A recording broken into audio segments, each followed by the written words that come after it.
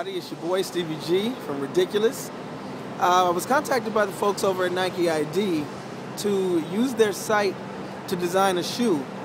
And instead of just going on to design the shoe with just kind of willy-nilly, you know, colors and blah, blah, blah, I didn't want to make it just something that was just a shoe. I wanted to actually put some idea behind it, some thought behind it. So using my design process, I'm going to go through, design a shoe. I'm going to share that idea with you. And who knows, maybe I'll let you vote on the shoe that I get. So we'll see you inside. Peace. Remember turning on the night and moving through morning light. You're now listening to Araabmuzik.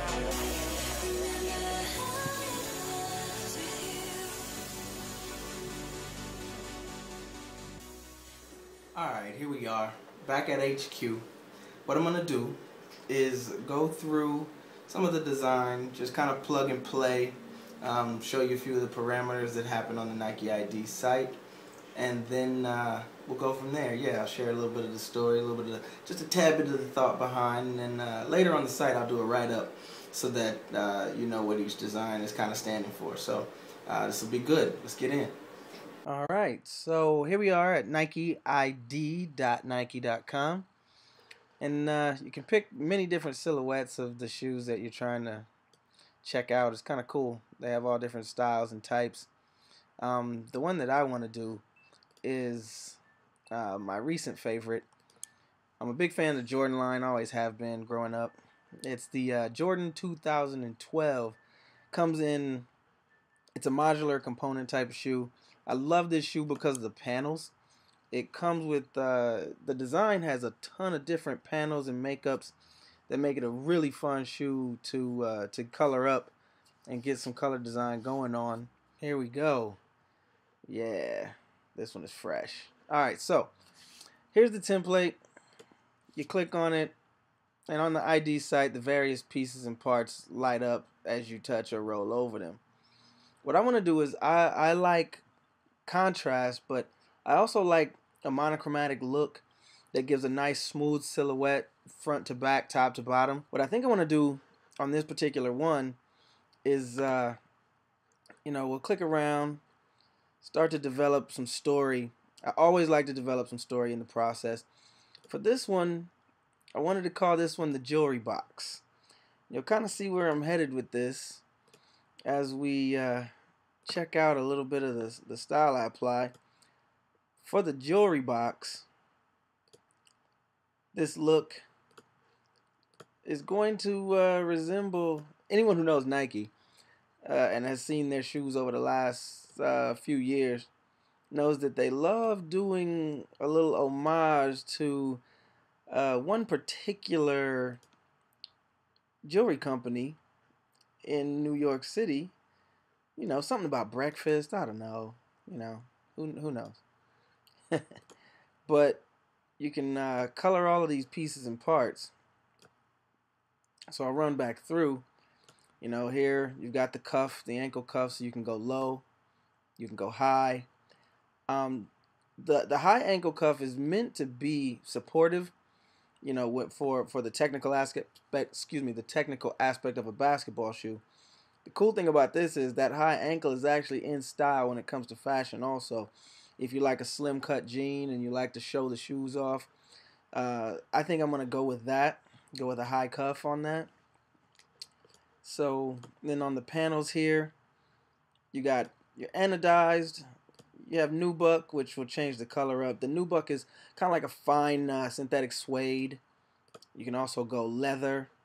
I want that shiny anodized to be able to pull in that that jewelry box blue, or kind of a seafoam green there. Again, you click the midsole, the side paneling to get your flywire colors. You can change that up a bit. I actually like the black in there as the flywire color. Kind of breaks it up a little bit, gives it some contrast within the shoe. Yeah, so that's a good look right there at the jewelry box.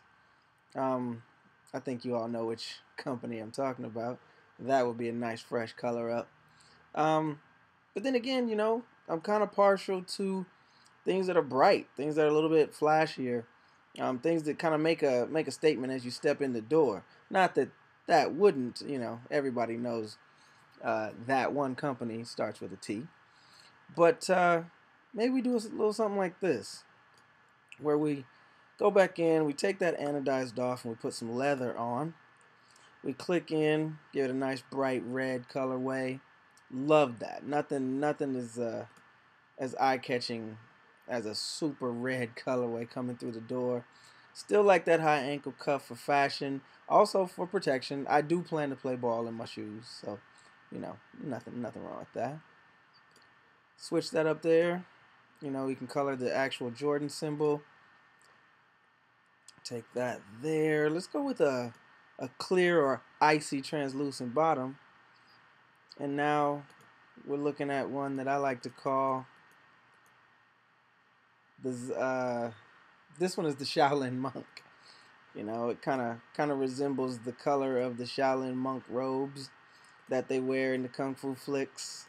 I kind of like that. That's real fresh. Another thing that you can do is you can customize the actual ID on the tongue. So start there, and you all know where I'm headed with this one. There we go. Nice. So now on the shoe, as it's on the high cuff, we have that there. Maybe change the color, go red. Maybe go black so it shows up a little bit more. I actually kind of like an off color, highlight color, so that it shows up expressly good. And there you have it. We're looking at the Shaolin monk. But maybe let's try another one. Let's go in, swap one out. Kind of looking at, I like wearing my sneakers as dress shoes. Anyone who knows me knows that I've never been a dress shoe wearer. I was always the kid who got in trouble in in church because I was trying to sneak in my shell toe Adidas or whatnot. But what I like is the contrast of materials. That nubuck, that micro suede there, is really good against that shiny black of the flywire and mesh material there. So we go with that. We keep the ice bottom. We swap the cuff out, make the cuff black, do the laces black, so we have kind of a tuxedo look going. I really like that. We'll rotate that into position.